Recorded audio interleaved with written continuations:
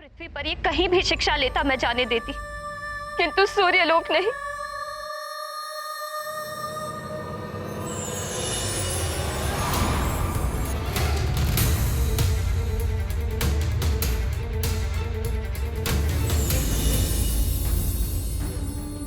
मैं एक बार अपने पुत्र को खो चुकी हूं, फिर नहीं खोना चाहती।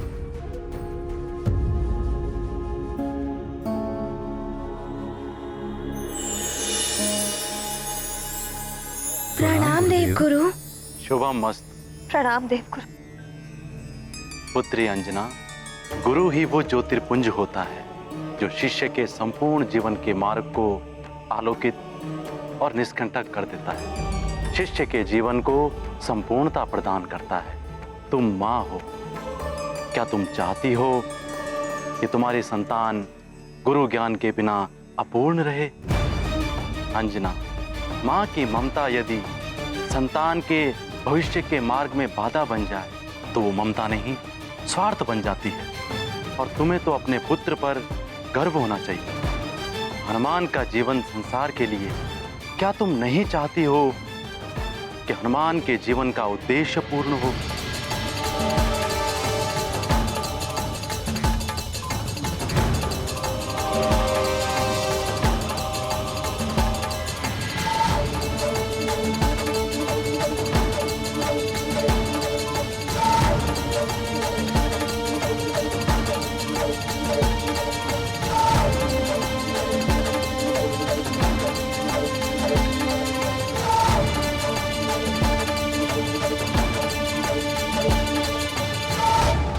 जाओ पुत्र, अपने गुरुदेव के पास जाओ,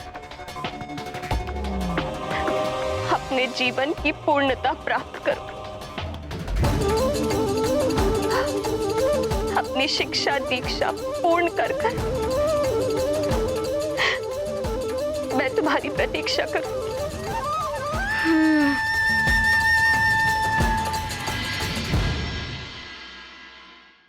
प्रणाम माँ, आशीर्वाद दीजिए मुझे।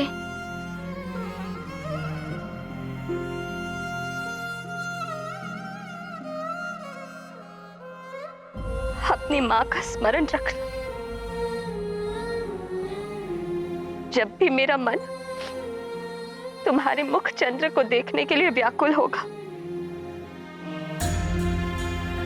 मैं आकाश में स्थित इस चंद्र को देख लूंगी। हाँ माँ,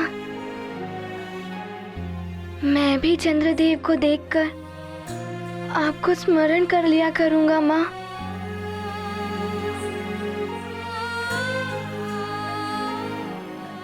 प्रणाम नानी। आयुष्मान भव पुत्र। प्रणाम धाई माँ। पुत्र हनुमान, अति तीव्रता से जाओ, सूर्यास्त होने को है। हाँ पिताश्री, आज मैं सर्वाधिक तीव्र गति से जाऊंगा। ये गाथा महाबली हनुमत की, रुचिकर लीला राम भगत की। जय जय जय रघुनंदन राम, जय जय जय महाबली हनुमान। मात पिता से मिली अनुमति, एकत्रित की अपनी शक्ति। लक्ष्य लिया मन में ठान, हनुमत हुए अति गतिमान। पृथ्वी से सूर्य की दूरी, अल्प समय में करेंगे पूरी। हनुमत ऐसे पग रखते जिन के विशाल पद चिन्ह बनते। ये गाथा महाबली हनुमत की, रुचिकर लीला राम भगत की। जय जय जय रघुनंदन, जय जय जय महाबली हनुमान।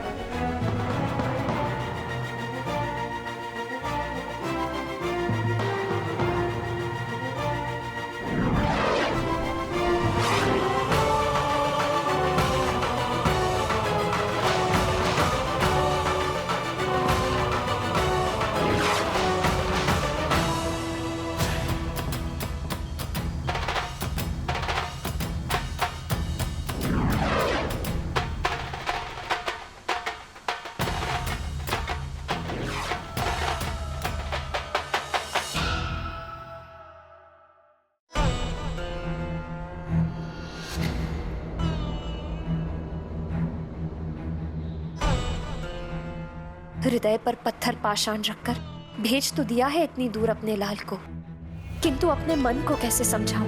अब न जाने कब तक लौट कर आएगा वो। हे प्रभु, उसकी रक्षा करना।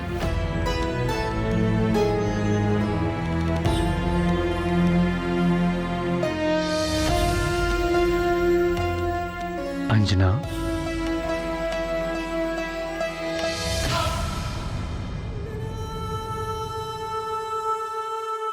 पुत्र की भलाई के लिए माता पिता को त्याग तो करना ही पड़ता है। आप पिता हैं, जी कड़ा करके निर्णय ले सकते हैं, किंतु माँ का मन कोमल होता है, वो कभी कठोर नहीं हो सकता। इतने दिनों के बाद पुत्र का साथ मिला और उसे पुनः स्वयं से दूर भेजना पड़ा।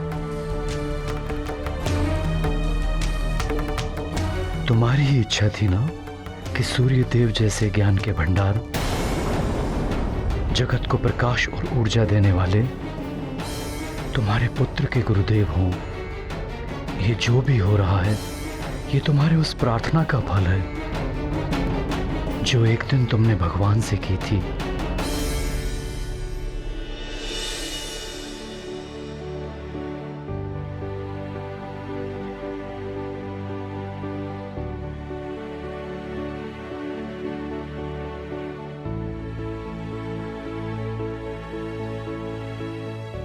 ये क्या लिखा है प्रिय? ये मेरी उन कामनाओं की सूची है जो मैंने हमारे पुत्र के उज्जवल भविष्य के लिए सोचा है। मारुति को शिक्षा ग्रहण करने के लिए सर्वोत्तम गुरु के पास भेजना, फिर तो निश्चित ही तुमने सर्वोत्तम गुरु का चयन कर लिया होगा। प्राणियों को मोक्ष देने वाले स्वयं भगवान सूर्य, उनसे उत्तम गुरु हमारे पुत्र के लिए और कौन हो सकता है? तुम्हारा पुत्र तुम्हारी उस प्रार्थना को पूर्ण करने गया है अंजना। किंतु क्या सूर्यदेव हनुमान को अपने शिष्य के रूप में स्वीकार करेंगे?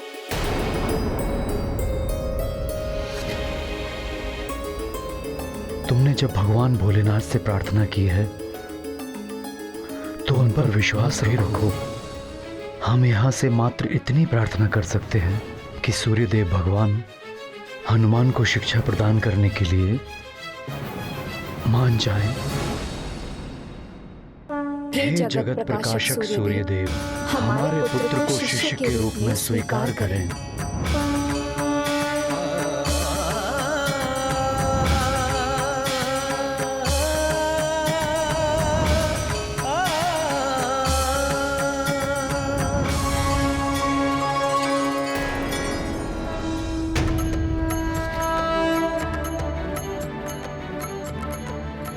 मुझे समय रहते सूर्य देव तक पहुंचना होगा। उनके परिक्रमा पथ को पूर्ण करने के पूर्व ही मुझे उनका शिष्य बनना है, अन्यथा माँ और पिताश्री को बहुत दुख होगा। माँ ने तो कैसे कैसे अपने मन को मनाकर मुझे इतनी दूर तक भेजा है। देव, महाराज केसरी और अंजना देवी ने जो प्रार्थना की थी उसी के अनुसार कदाचित हनुमान आपको अपना गुरु बनाने के लिए आ रहे हैं। हनुमान ने ही आपको लंकेश रावण के दासत्व से मुक्ति दिलाई थी। रावण के दासत्व से मुक्ति दिलाने के लिए मैं सदैव हनुमान का आभारी रहूं। किंतु शिक्षा और शक्ति दोनों के कार्य क्षेत्र भिन्न होते हैं। शक्ति से कभी शिक्षा प्राप्त नहीं होती। शिक्षक छात्र को कभी आभार पूर्वक शिक्षा नहीं देता, ये तो उसका कर्तव्य होता है। इसी प्रकार छात्र को भी शिक्षा प्राप्त करने के लिए श्रद्धा, संयम, अनुशासन, गंभीरता और समर्पण की आवश्यकता होती है। हनुमान को मेरा शिष्य बनने के लिए पहले अपनी योग्यता को सिद्ध करना होगा।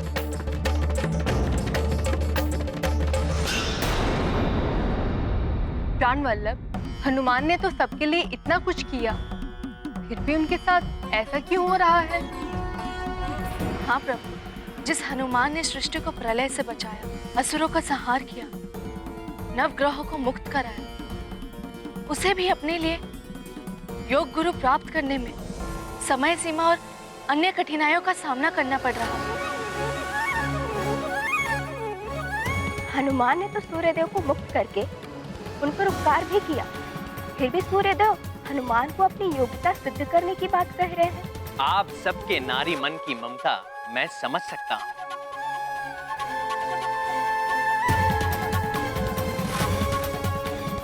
किंतु देवियों, ये भली भांति समझ लीजिए कि हनुमान को संसार में बड़े बड़े कार्य करने हैं और उसके लिए हनुमान को अभी से बड़ी बड़ी कठिनाइयों में पड़कर उन पर विजय पाना सीखना है। स्वर्ण को जितना तपाया जाए उसकी चमक उतनी ही बढ़ती है। इसी प्रकार हनुमान को भी पग पग पर कठिनाइयों की आंच में दबकर कुंदन बनना है।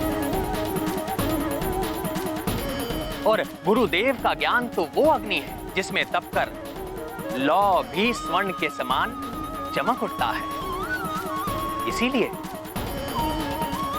योग्य गुरुदेव को पाना बड़ा कठिन है।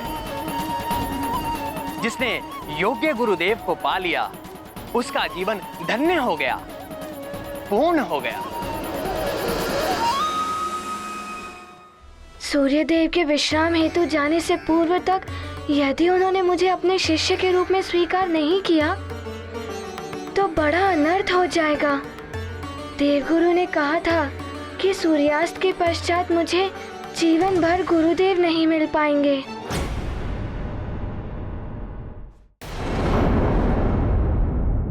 कहाँ जा रहे हो बालक?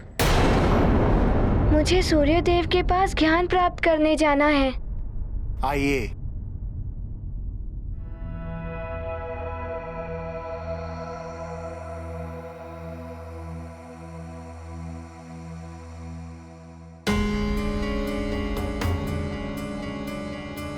इतने सारे बालक, लगता है ये भी शिक्षा ग्रहण करने के लिए आए हैं।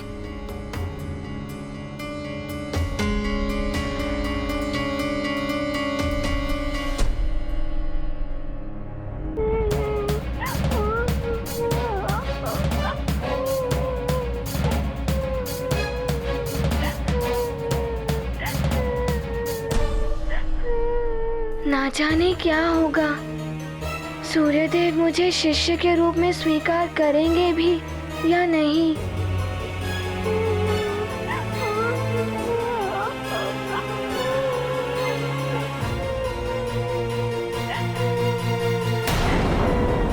इन्हें क्या हुआ है? ये बालक निराश और दुखी प्रतीत हो रहे हैं।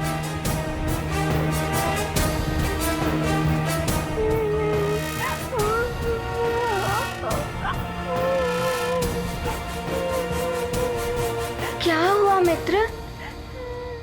तुम इतने दुखी क्यों हो? मैं सूर्यदेव से शिक्षा ग्रहण करने का स्वप्न लिए यहाँ आया था, किंतु उन्होंने शिष्य के रूप में मेरा चयन नहीं किया। मित्र, अपने सपनों को साकार करने के लिए तुम किसी अन्य गुरु के पास भी जा सकते हो। हाँ, जा तो सकता हूँ। तो फिर दुखी क्यों हो रहे हो? अन्य गुरु के पास जाकर अपने जीवन के उद्देश्यों को पूर्ण करो।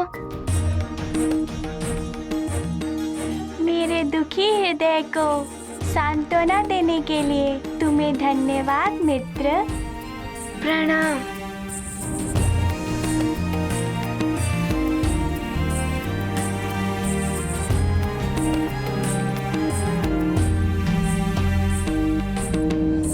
बालकों, मुझसे शिक्षा ग्रहण करने के लिए योग्यता के जिस मापदंड पर आप लोगों की परीक्षा ली जाने वाली है, उसमें उत्तीर्ण होने वाले बालक ही मेरे शिष्य बनेंगे। जो उसमें असफल रहेगा, उन बालकों को वापस लौट जाना होगा।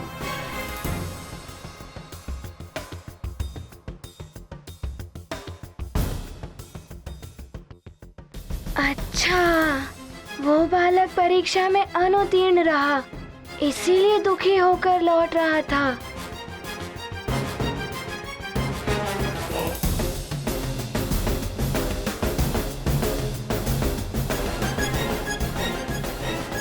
ये देख रहे हैं, ये समय सूचक काल स्तंभ है। शिष्य बनने की चयन प्रक्रिया इस स्तंभ पर प्रकाश रहने तक चलेगी। इस स्तंभ के अंधकार में डूबने के साथ ही सूर्यदेव अपने विश्राम स्थल की ओर रवाना होंगे।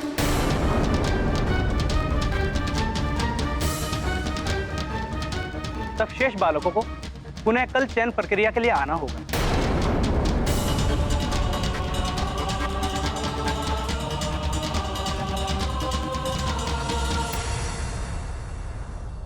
किंतु मुझे तो कल आने से कोई लाभ नहीं होगा। मुझे सूर्यदेव से अनुरोध करना होगा।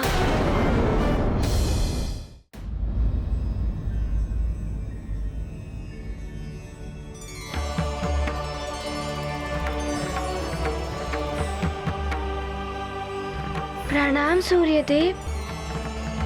प्रणाम अरुण देव। हनुमान, पुनः सूर्यलोक में कैसे आना हुआ? सूर्यदेव, मैं ज्ञान प्राप्ति की याचना लेकर आपकी शरण में आया हूँ। पहले माँ और पिताश्री मुझे ऋषिवर मतंग जी के पास ले गए थे।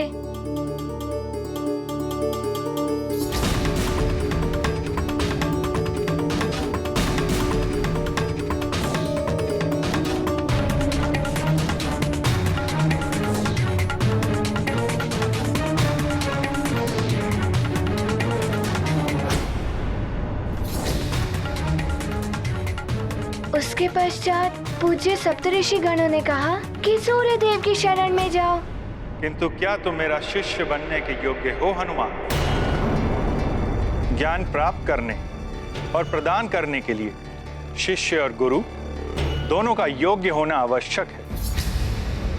खुद से ज्ञान प्राप्त करने के लिए तुम्हें अपनी योग्यता सिद्ध करनी है।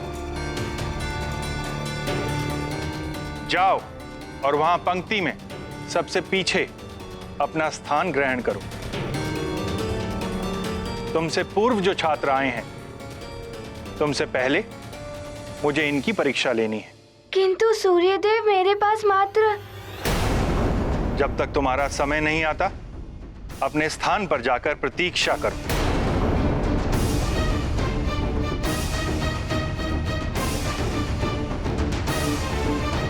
इतने सारे छात्र, मेरा समय आने तक तो ये स्तंभ अंधकार में ही डूब जाएगा और सूर्यदेव की विश्राम का समय हो जाएगा। क्या करूं मैं?